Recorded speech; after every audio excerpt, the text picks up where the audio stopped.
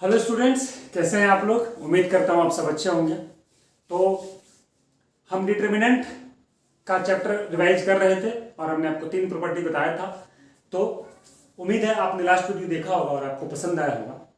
और चौथा प्रॉपर्टी जो हमारा है डिटर्मिनेंट का, उसके साथ हम स्टार्ट करने वाले हैं। तो अगर आपने इसके पहले वाला वीडियो नहीं देखा है तो सबसे पहले इसके पहले वाला वीडियो डिस्क्रिप्शन बॉक्स में उसका लिंक है, उस पर जाइए, क्लिक कीजिए, देखिए और उसके बाद जो है इस वीडियो को देखिए तो ज्यादा अच्छे से समझ में आएगा। ठीक है, ऑडियो और वीडियो क्लियर है सबको? Yes.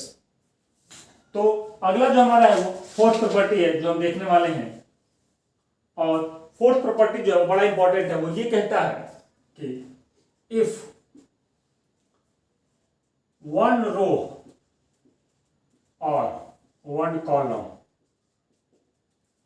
is multiplied by k, then delta becomes k delta। यानी कि किसी एक रो और किसी एक कॉलम के सारे एलिमेंट को अगर मैं k से मल्टीप्लाई कर लूं तो डेल्टा k टाइम्स बढ़ जाएगा। इसका क्या मतलब हुआ कि k डेल्टा अगर हमको लिखना हो तो k a11 a1 k a12 a21 और a22, चाहे तुम इसको ऐसे लिख लो, मैंने सिर्फ R1 में किया है, या फिर तुम a11 a12 k a21 k a22, चाहे तुम R2 में कर लो या सेम तुम C1 C2 में कर लो। यहां पर C1 में कर लो, इसको मिटा दो, या फिर तुम C2 में कर लो k और k। किसी भी एक रो या किसी भी एक कॉलम में ही मल्टीप्लाई होगा अगर तुम डेल्टा को k से मल्टीप्लाई करते हो। तो मैट्रिक्स में क्या होता था, सब में मल्टीप्लाई होता था। मैट्रिक्स में क्या होता है, सब में, बट यहां पर ऐसा नहीं है। तो यहां से एक इंपॉर्टेंट कंक्लूजन ये निकलता है कि अगर एक मैट्रिक्स है A इंटू 2 क्रॉस 2 का, और अगर मैं इस मैट्रिक्स में k से मल्टीप्लाई कर दूं, k से क्या कर दूं, मल्टीप्लाई कर दूं, और अगर मैं k को बाहर लाऊं तो क्या ये ऐसा रहेगा? ऐसा नहीं रहेगा, क्योंकि तुमने मैट्रिक्स में जब k से मल्टीप्लाई किया और अगर वो 2 क्रॉस 2 का है तो एग्जांपल देखो यहां पर a11 a12 a21 और a22, अगर तुम k a लिखोगे तो सारे के सारे अगर तुम इधर k करोगे तो सब में तुमको k से मल्टीप्लाई करना होगा।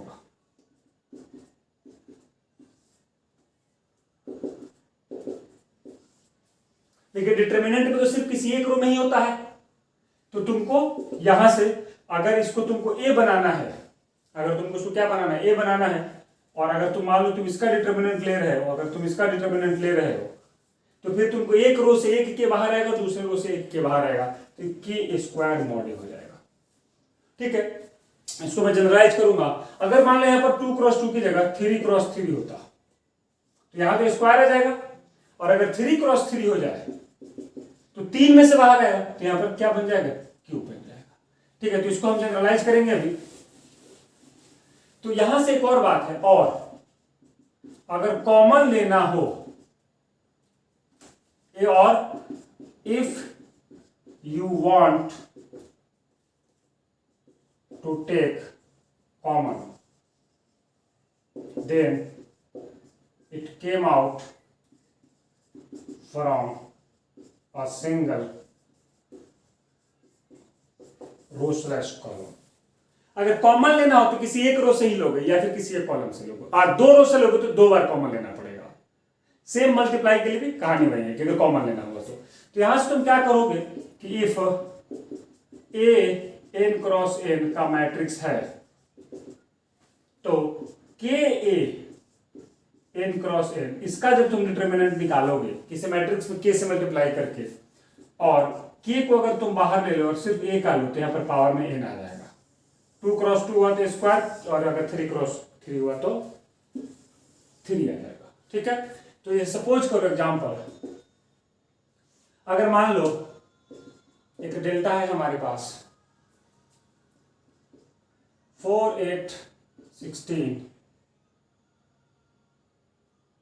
10 12 8 16 8 24, अगर मुझे 2 कॉमन लेना है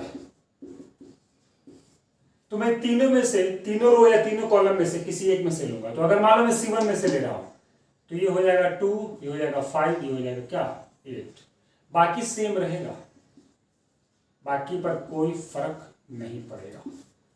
अगर मुझे इसमें से भी 2 कॉमन लेना हो ना, तो अगर मैं इसको 4, इसको 6 और इसको 4 बनाऊं तो यहां पर मुझे क्या करना पड़ेगा, 2 का स्क्वायर करना पड़ेगा। और अगर मैं इसमें से 2 कॉमन लेना चाहूं तो यानी कि यहाँ पर 8 हो जाएगा, यहाँ पर 4 हो जाएगा, यहाँ पर क्या हो जाएगा 12, तो मुझे यहाँ पर इसको क्या करना पड़ेगा, क्यूब करना पड़ेगा। अब इसमें से तो कॉमन आएगा नहीं, तुम चाहो तो फिर से इसमें से ले सकते हो और फिर से इसमें से ले सकते हो। तो किसी एक रो या किसी एक कॉलम में से अगर तुम कॉमन लेना चाहते हो तुम यहां से ले सकते हो, तुम यहां से ले सकते हो। एक बार जब तुम कॉमन लोगे तो किसी एक रो या किसी एक कॉलम से, और वो फिर बाहर आएगा। ठीक है, तो इस तरह से तुम प्रोसीड कर सकते हो। तो ये प्रॉपर्टी बहुत इंपॉर्टेंट है, और खास करके ये इंपॉर्टेंट है मैट्रिक्स के प्रोस्पेक्ट में, कि अगर किसी भी मैट्रिक्स के n क्रॉस n में अगर मैं k से मल्टीप्लाई करूं और फिर उसका डिटर्मिनेंट निकालूं, और एक बार a का डिटर्मिनेंट अलग से निकाल दूं, फिर अगर k से मल्टीप्लाई करूं तो उसका पावर n करना पड़ेगा। ठीक है, ये इंपॉर्टेंट है, इस प्रॉपर्टी को नोट करो, मैंने एक एग्जांपल भी दिया। बढ़ते हैं 5th प्रॉपर्टी की तरफ और देखते हैं कि 5th प्रॉपर्टी क्या है।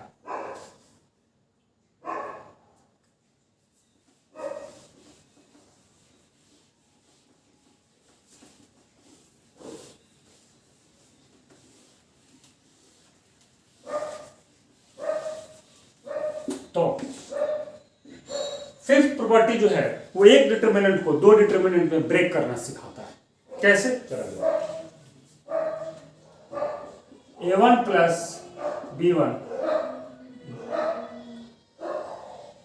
a1 प्लस b1, और यहां पर मैं ले लेता हूं a2 plus b2, a3 plus b3, और यहां पर c1 d1, c2 d2, c3 d3। अगर एक डिटर्मिनेंट है, किसी एक रो या किसी एक कॉलम के सारे एलिमेंट अगर 2 एलिमेंट के सम के फॉर्म में लिखे गए हों तो इसको तुम अलग अलग कर सकते हो। कैसे, तो ये जो होगा ये 2 डिटर्मिनेंट का सम होगा।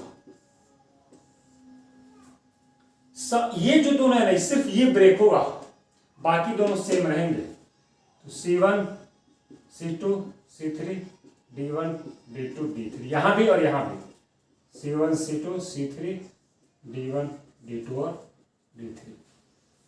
अब इसमें पहला वाला आ जाएगा और इसमें दूसरा वाला आ जाएगा। A1 A2 A3 B1 B2 B3। तो अगर यहां भी सम होता तो पहले तुम सिर्फ इसको ब्रेक करके अलग अलग करते, फिर इसमें से 2 अलग बनाते, इसमें से 2 अलग बनाते। और अगर सब में सम होता, अगर तीनों सम के फॉर्म में होता और तीनों को अगर अलग अलग करना होता, तब जो है तुम 8 डिटर्मिनेंट बना सकते थे। तो एक अगर सम के फॉर्म में हो और उसको ब्रेक करना हो तो 2 डिटर्मिनेंट, अगर 2 कॉलम या 2 रो सम के फॉर्म में हो तो 4 डिटर्मिनेंट, और अगर तीनों रो या तीनों कॉलम सम के फॉर्म में हो और उसको सिंगल सिंगल करना हो तो 8 डिटर्मिनेंट। तो ये एक प्रॉपर्टी है जो डिटर्मिनेंट को ब्रेक करना सिखाती है। ठीक है, अब 6th प्रॉपर्टी, यह हमारा प्रोबेबली लास्ट प्रॉपर्टी है। ठीक है, और ये क्या कहती है कि अगर if we apply R1 RI में ले लेता हूं RI प्लस KRJ, अगर किसी डिटर्मिनेंट में मैं ये ऑपरेशन अप्लाई करूं, ये मैट्रिक्स में भी करता था, और CI की जगह CI plus KCJ, delta remains same, delta remains same. यानी कि अगर किसी एक रो में किसी दूसरे रो को ऐड कर दो या k से मल्टीप्लाई करके ऐड कर दो, कोई फर्क नहीं पड़ता, कोई फर्क नहीं पड़ता। कैसे, जरा देखो, एक्सप्लेनेशन देखो इसका। A1 A2 A3 B1 B2 B3 C1 C2 C3। ठीक है, मैंने अप्लाई किया R2 में R2 प्लस KR3, देखते जरा क्या बनता है। इसको मैं डेल्टा डैश का नाम दे देता हूं। तो क्या बनेगा, किस पे अप्लाई किया, R2 पे, तो R1 और R3 पे तो कोई फर्क नहीं पड़ेगा। A1 B1 sorry A1 A2 A3 R2 अब क्या बन जाएगा R2 प्लस के R3 तो B1 प्लस के C1 B1 प्लस के C1 तो थोड़ा इसका दूर दूर लिख लो इसको A2 और A3 B1 प्लस के C1 और ये क्या बन जाएगा B2 प्लस के C2 और B3 प्लस B3 होगा के C3 R3 पर कोई चेंज नहीं होगा C1 C2 C3 ये हमारा डेल्टा डैश बन गया। ठीक है, जरा देखते हैं डेल्टा डैश क्या होता है। अब तुमको अभी ब्रेक करना सिखाया, C1 हो C2 हो C3 हो R1 हो R2 हो R3 हो, किसी को ब्रेक कर सकते हो। तो तुम इसको C2 के अलॉन्ग ब्रेक कर सकते हो तो ये दो डिटरमिनेंट बनेगा। पहले वाले में क्या आएगा A1 B1 C1 और फिर उसके बाद A2 B2 C2 A3 B3 C3 plus अब जब दूसरा लूंगा मैं तो A1 के साथ के C1 A1 के C1 C1 फिर उसके बाद A2 के C2 C2 A2 के C2 C2 और A3 के के A3 के C3 और C3 ये बन जाएगा। जरा ध्यान से देखो तो C2 और R2 और R3 में R2 और R3 ये दोनों आइडेंटिकल हैं कि नहीं है। अगर मैं K बाहर ले लूं कॉमन तो C1 C1 C2 C2 C3 C3 और जो प्रॉपर्टी नंबर 3 मैं बताया था पिछले वीडियो में वो क्या था कि किसी भी दो रो या किसी भी दो कॉलम के सारे एलिमेंट या तो इक्वल हो या आइडेंटिकल हो तो उस डिटरमिनेंट का वैल्यू 0 होता है। तो ये होल डिटरमिनेंट जो है वो 0 हो जाएगा कि नहीं। तो डेल्टा डैश सिर्फ इसके इक्वल होगा कि नहीं और यही तुम्हारा डेल्टा था कि नहीं था। तो ये हमारा बहुत ही ज्यादा इंपॉर्टेंट प्रॉपर्टी है, सबसे ज्यादा हम इसी को यूज करते हैं। तो ये ध्यान रहे कि किसी भी डिटरमिनेंट में अगर हम एस टाइप के कोई भी ऑपरेशन अप्लाई करते हैं तो उस डिटरमिनेंट पर कोई फर्क नहीं पड़ता। ठीक है, इसको नोट करो। इसी पे बेस्ड एक दो कंक्लूजन है, मैं वो बता देता हूं।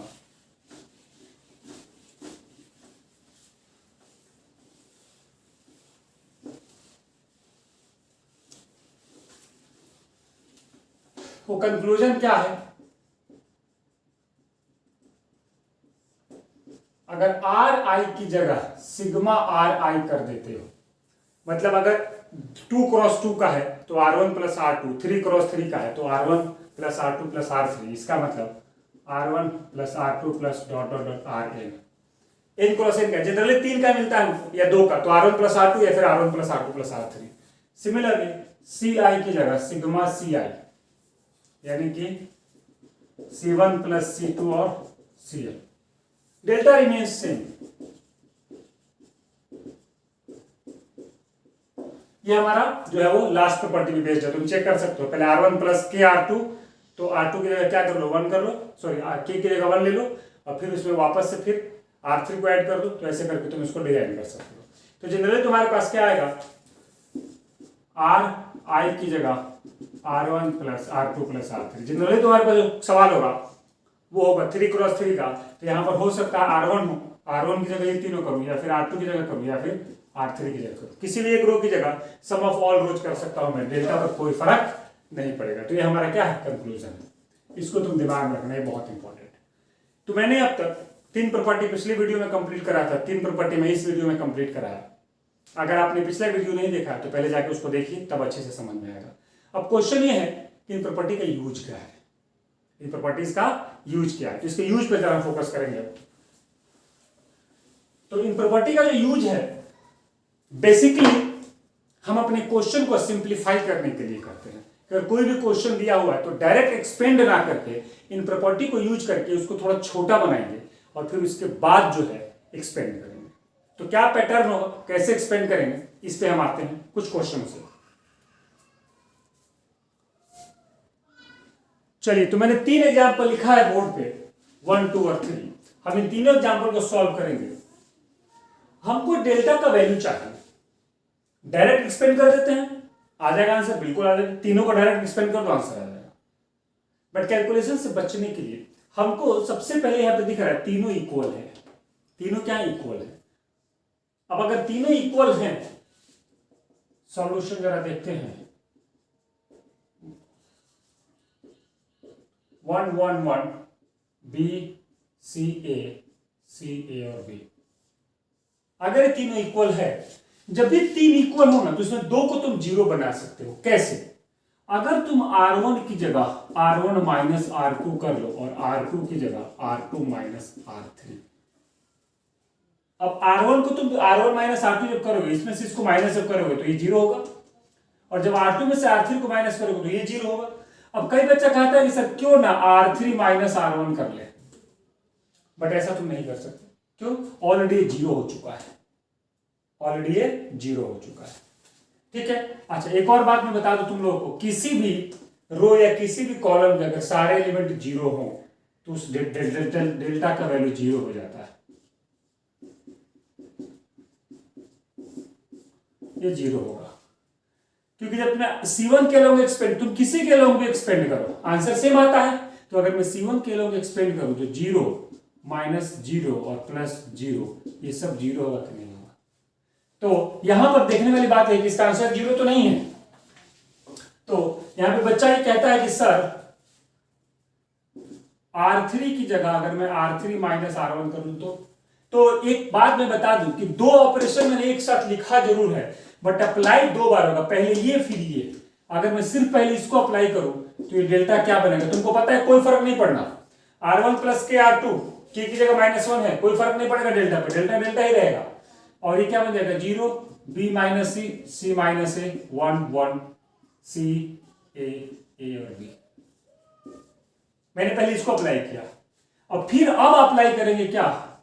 R2 की जगह R2 माइनस R3। अब R2 की जगह R2 माइनस R3 करेंगे, इसमें से इसको माइनस करेंगे तो अभी जीरो हो गया, इसमें से इसको माइनस करेंगे तो C माइनस A हो जाएगा, और इसमें से इसको माइनस करेंगे ये माइनस B हो जाएगा। अब इसके बाद अगर तुम R3 की जगह क्या करोगे? तुम अब इसको जीरो तुम बना नहीं सकते। अब इसमें से इसको माइनस करो चाहे इसमें से इसको माइनस करो, तो पहले जीरो हो चुका है, तो कोई फायदा नहीं। तो हमारा टारगेट क्या होता है? ये दोनों ऑपरेशन क्यों अप्लाई किया? ये दोनों ऑपरेशन अप्लाई करने के पीछे सिर्फ एक टारगेट होता है, जब भी तीन इक्वल एलिमेंट दिखाई देना तो उसमें से दो को जीरो बना लो और उसी के अलोंग एक्सपेंड कर लो, तो सिर्फ एक बार तुमको 2 क्रॉस 2 का डिटरमिनेंट मिलेगा सॉल्व करने को। तो दो जीरो बनाने का बेनिफिट क्या होगा? आप एक्सपेंड कर दो इसको किसके अलोंग? तो जहां पर सबसे ज्यादा जीरो दिखाई दे इसके अलोंग करोगे, और तब जब तुम इसको एक्सपेंड करोगे जीरो माइनस जीरो, तो इन दोनों से जो दो डिटरमिनेंट बनेगा उसको लिखने की जरूरत नहीं, सिर्फ आखिरी वाला एक लिखने की जरूरत है। और वो क्या? इसको ढक लो और इसको ढक लो, तो B minus C minus A, C minus A और A माइनस B। तो इन दोनों को लिखने की जरूरत नहीं। तो काम आसान हुआ कि नहीं हुआ? तो डेल्टा सिर्फ इसके इक्वल होगा कि नहीं होगा? अब इसको सॉल्व कर लो, तो delta equal to B minus C into A minus B minus C minus A का क्या? Whole square. इसको ब्रेक करोगे तुम तो यहां से डेल्टा क्या मिलेगा? A स्क्वायर C स्क्वायर, और यहां से जरा देखो माइनस B स्क्वायर, तो minus A square minus B square minus A square, और फिर यहां से मिलेगा तुमको AB plus AB plus BC, और यहां से माइनस 2AC मिलने वाला था, तो माइनस माइनस प्लस कर दोगे तुम तो प्लस 2AC। ठीक है, AB minus B square minus AC, और एक माइनस AC भी तो मिलेगा, साथ में एक माइनस AC मिलेगा। ठीक है, तो माइनस B स्क्वायर यहां आ गया, और उसके बाद AB यहां आ गया, और फिर माइनस AC यहां आ गया, और फिर प्लस BC यहां आ गया, और यहां से minus A square minus C square और प्लस 2AC। तो 2AC और माइनस AC ये क्या बना देगा हमको? सीधा प्लस AC बना देगा कि नहीं? ठीक है, तो ये इसका क्या हो गया? आंसर हो गया। ठीक है, तुम चाहो तो इसको और ब्रेक कर सकते हो। ये क्या हो जाएगा जरा देखो तो, -1/2 A माइनस B का whole square plus B minus C का whole square plus C minus A का होल स्क्वायर। ये 9th क्लास में सिखाया जाता है। माइनस तो पहले मैंने कॉमन ले लिया, तो ये तीनों जो माइनस है तो प्लस में आ गया, जो प्लस में था माइनस में आ गया। यहाँ पर प्लस AC हो जाएगा क्योंकि यहाँ से एक माइनस AC आएगा जो इसके 2AC को प्लस AC कर देगा। और फिर 2/2 से मल्टीप्लाई करोगे तो ये बन जाएगा, तो तुम इसको भी याद रख सकते हो। तो हमने यहाँ पर देखा था कि 3 इक्वल एलिमेंट है, तो फटाफट हमने ये 2 ऑपरेशन अप्लाई किया और 3 में से 2 को क्या बना दिया, 0 बना दिया। देखो यार, और जो हम जहां पे 2 0 दिखाई दिया उसी के हम एक्सपेंड कर दिया, कैलकुलेशन आसान हो गया। तो 3 अगर इक्वल हो तो हमारे लिए काम आसान है, हम इसको अप्लाई कर सकते हैं। ठीक है, चाहे वो रो में हो तीनों एलिमेंट इक्वल, चाहे कॉलम में तीनों एलिमेंट इक्वल हो। अगर रो में इक्वल होता 1 1 1 तो फिर हम C1 में से C1 की जगह C1 माइनस C2 करते और C2 की जगह C2 माइनस C3 करते। अब सवाल ये है, ये तीनों यहां पर क्या था, 1 1 1 था। अब अगर तीनों 1 1 नहीं हो तो इक्वल होना चाहिए, तो यहां पर इक्वल है। तो सेकेंड एग्जांपल मैंने इसी पे दिया था, a plus B plus C, a plus B plus सी।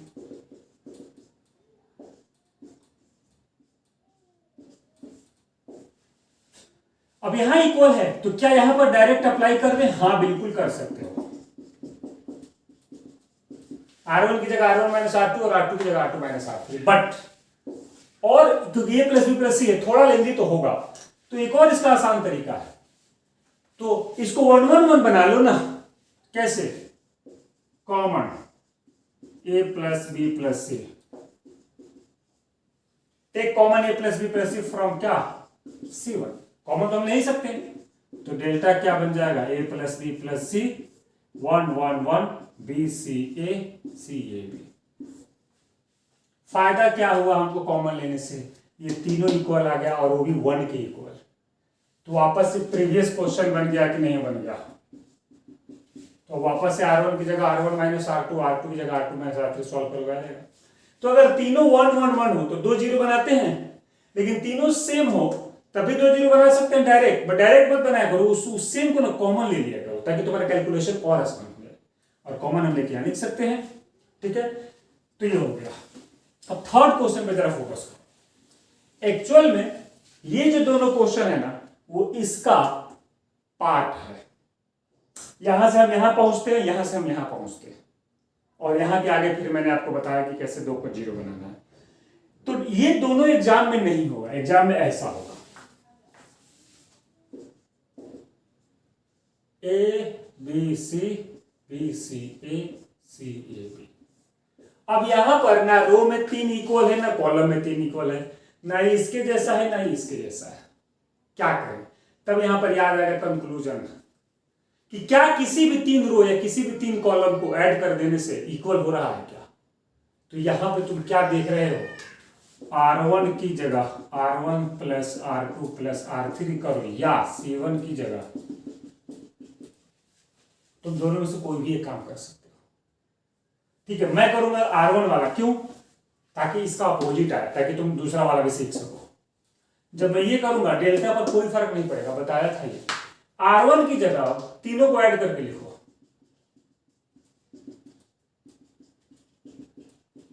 ये हो गया। बाकी R2 और R3 पर कोई फर्क नहीं पड़ेगा। अब यहां पर ये तीनों इक्वल हो गया कि नहीं हो गया? तीनों क्या ले लो, कॉमन ले लो R1 में से, तो 1 1 1 B C A C A B. अब इसके जैसा हो गया कि नहीं? थोड़ा चेंज है क्योंकि यहां पर क्या हो गया, R1 में आ गया। अब यहां पर क्या करो, C1 में अप्लाई कर दो, C1 माइनस C2, तो ये 0 बन जाएगा।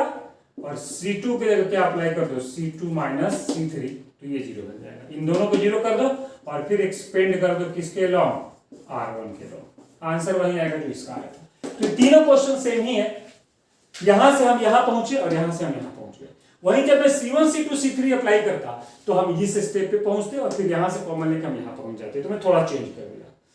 तो ये हमारा प्रॉपर्टी का बेनिफिट है कि जो क्वेश्चन हम उसको डायरेक्ट एक्सपेंड करने पे बहुत लेंदी होता, उसको हमने जो है वो प्रॉपर्टी अप्लाई करके बहुत आसान बना दिया। तो क्या इतना आसान आएगा? इतना आसान नहीं आएगा। तो और क्या क्या चेंजेस हो सकते हैं, कुछ और एग्जांपल देखते हैं, प्रीवियस ईयर के एग्जांपल भी देखते हैं और भी देखते हैं। स्पेशली इस प्रॉपर्टी का बोर्ड में बहुत यूज है। तो कुछ और क्वेश्चन देखेंगे, इसको तब तक आप नोट कीजिए, समझिए, फिर हम कुछ और क्वेश्चन लेके आते हैं।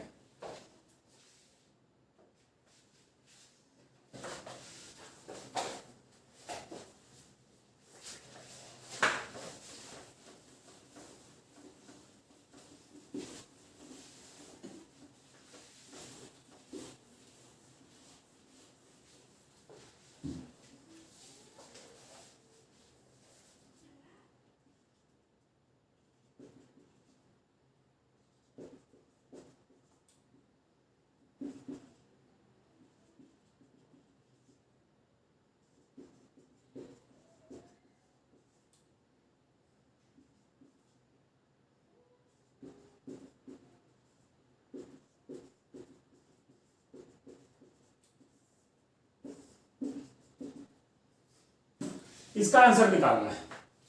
ठीक है,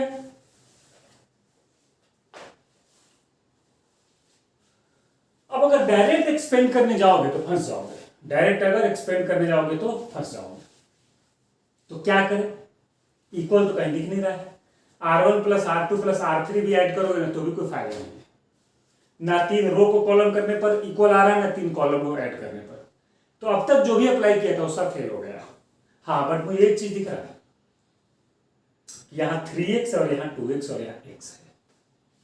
अगर मैं R2 को R2 माइनस 2R1 कर दूं तो इसमें से इसको ट्वाइस करके माइनस करूंगा तो 2x माइनस 2x 0 होगा कि नहीं।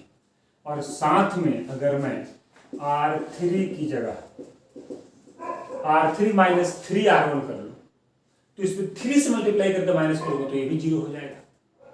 तो इक्वल नहीं था फिर भी हम 0 बना सकते। तो टारगेट है ज्यादा से ज्यादा 0 बना लो ताकि एक्सपेंशन आसान हो जाए। तो डेल्टा क्या बन जाए, और इस ऑपरेशन को अप्लाई करने से कोई फर्क नहीं पड़ेगा डेल्टा पे। तो R1 पर हमने अप्लाई नहीं किया है तो R1 हमारा सेम रहेगा। ठीक है, अब ये 0 हो जाएगा। अब जब इसको ट्वाइस करके इसमें से माइनस करोगे तो 2y माइनस 2y 0 और 3x माइनस 2x क्या, सिर्फ यहां x बचेगा।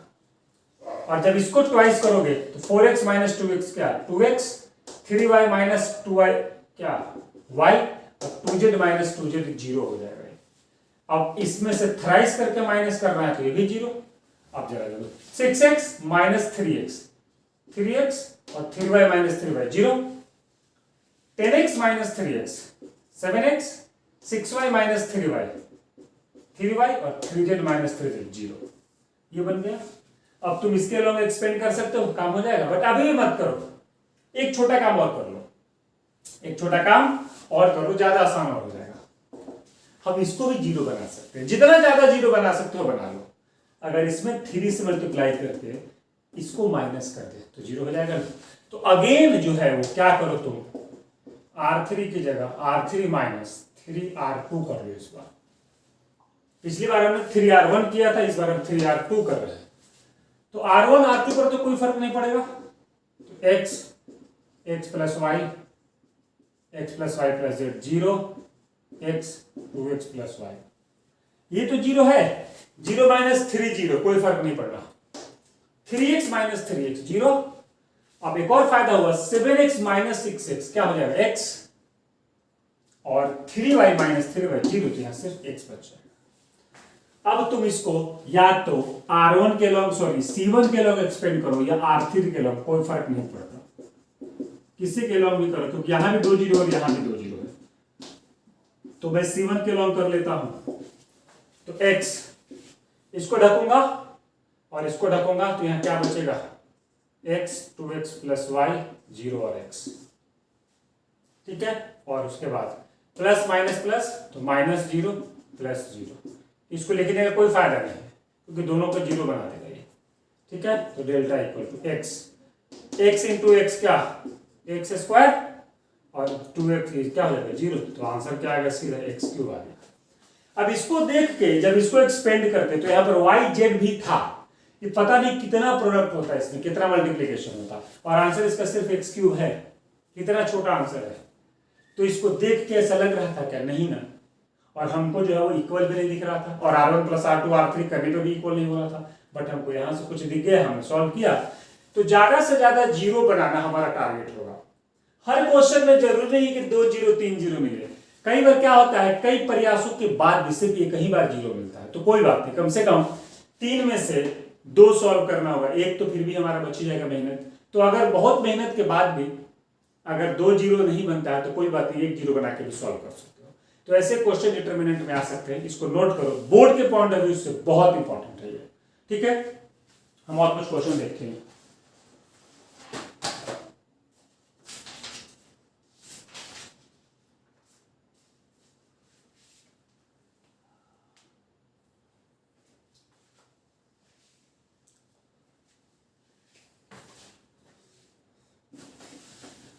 हम जरा देख लेते हैं एक ट्रायंगुलर प्रॉपर्टी।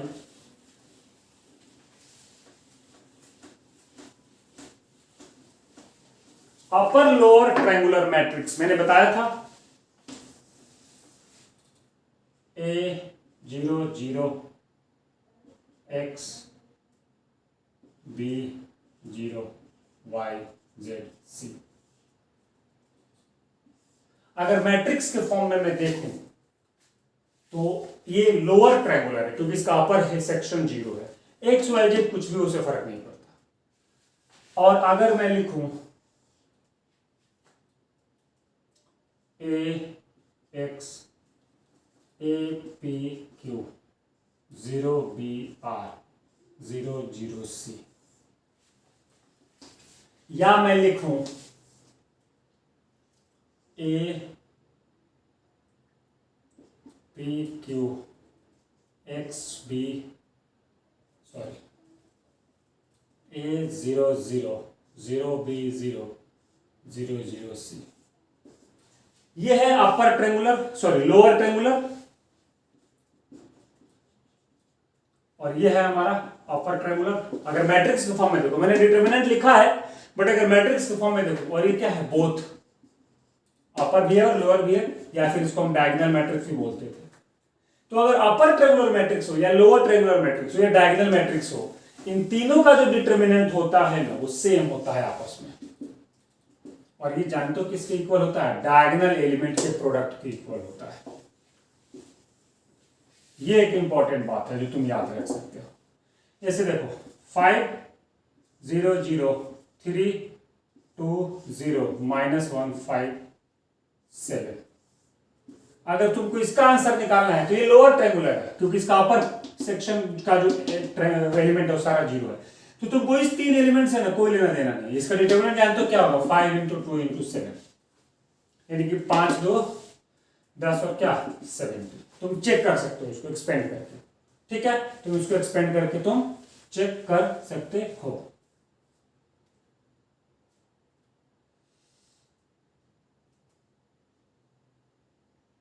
ठीक है, एक्सपेंड करोगे तो क्या हो जाएगा? देखो इसके अलावा एक्सपेंड कर दोगे तो 7 2 जा 14 और यहां से 5 से मल्टीप्लाई हो जाएगा 70 हो जाएगा। या फिर अगर मान लो ऐसा होता 5 3 10 0 0 200 0 7। अब मैंने इसको लोअर ट्रायंगुलर बनाया है। अब इधर 3 10 और 100 से कोई लेना देना नहीं है, इससे तुमको कोई मतलब नहीं है। इसका आंसर तो 5 2 और 7 ही होगा, यानी कि सेम 70 होगा। तो एलिमेंट दोनों का अलग अलग है बट क्योंकि अपर ट्रायंगुलर है, सॉरी ये लोअर ट्रायंगुलर है और ये अपर ट्रायंगुलर है, इसका आंसर सेम आएगा 70। या फिर तुम 5 0 0 0 2 0 0 0 7 0, इसका भी आंसर क्या आएगा? 70 आएगा। तो ये बहुत इंपॉर्टेंट है, याद रखना। अपर ट्रायंगुलर, लोअर ट्रायंगुलर या फिर डायगोनल मैट्रिक्स, इन तीनों का जो डिटरमिनेंट होता है वो डिटरमिनेंट होता है उनके मेजर ट्रायंगल पे जो एलिमेंट होते हैं उनका प्रोडक्ट। तो ये भी अगर तुम कहीं पे दिखेगा तो तुम्हारा काम ये आसान कर देगा, एक्सपेंशन की जरूरत नहीं है। तो इसको तुम याद रख सकते हो।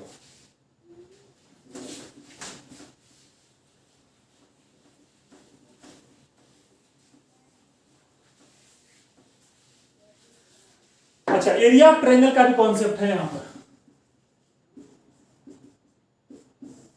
अगर हमारे पास एक ट्रायंगल हो ABC with vertices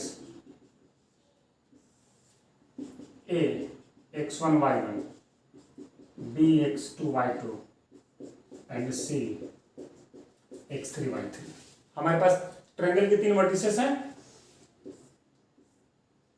सपोज करो ये A है, ये B है और ये C है। तो एरिया ऑफ ABC क्या होगा? तो इसका जो एरिया होता है वो होता है 1/2 x1 x2 x3। तीनों का x कोऑर्डिनेट लिख दो और तीनों का y कोऑर्डिनेट लिख दो और एक जगह बच जाएगा तो यहां पर ये लगा दो। याद करो तुमने बचपन में कोऑर्डिनेट में पढ़ा था area 1/2 mod x1 × y2 - y3 plus x2 × y3 - y1 और प्लस x3 × y1 - y2। ये पढ़ा था। ये कहां से आया था? ये इसी के एक्सपेंशन से आता है, ये इसी के एक्सपेंशन से आता है। ठीक है,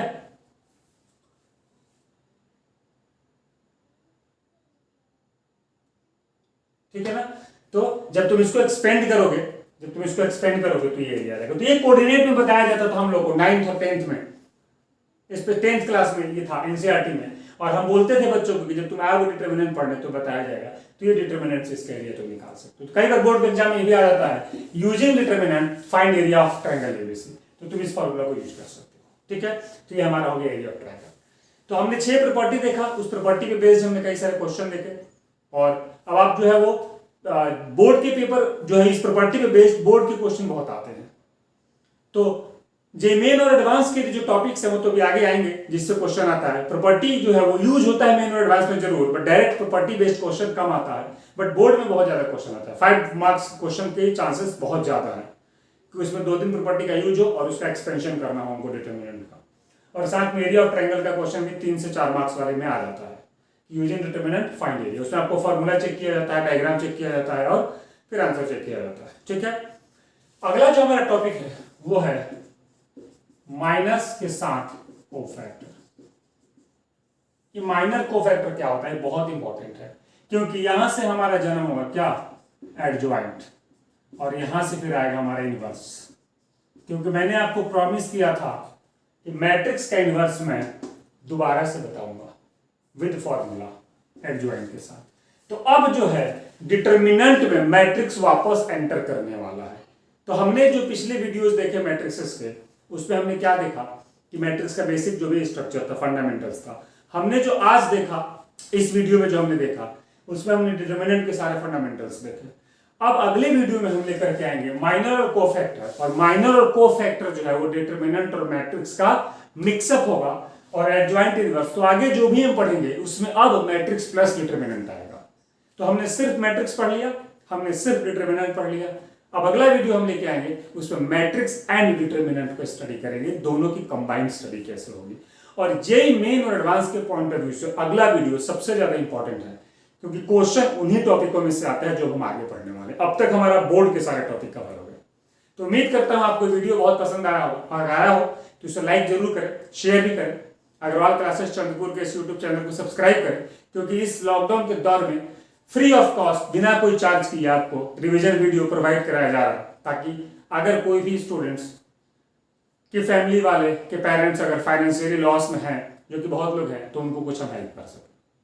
तो आइए देखिए, ज्यादा से ज्यादा वीडियो को देखिए, ज्यादा से ज्यादा क्वेश्चन बनाइए और ज्यादा से ज्यादा डाउट पूछिए। और डाउट पूछने के लिए आपको क्या करना है, कमेंट बॉक्स में जाना है और वहां पर अपने डाउट लिख के सेंड करना है, हम उसका सोल्यूशन आपको जरूर भेजेंगे। यह हमारा वादा है आपसे। मैं विक्रांत सिंह, मैथ्स फैकल्टी। आज के लिए बस इतना ही, मिलूंगा आपसे अगले वीडियो में मैट्रिक्स एंड डिटर्मिनेंट के साथ। तब तक घर में रहिए, सुरक्षित रहिए, अपना और अपनों का ख्याल रखिए, स्पेशली घर में जो बुजुर्ग हों और जो बच्चे हों उनका जरूर ख्याल रखिए। ठीक है, तब तक के लिए गुड बाय।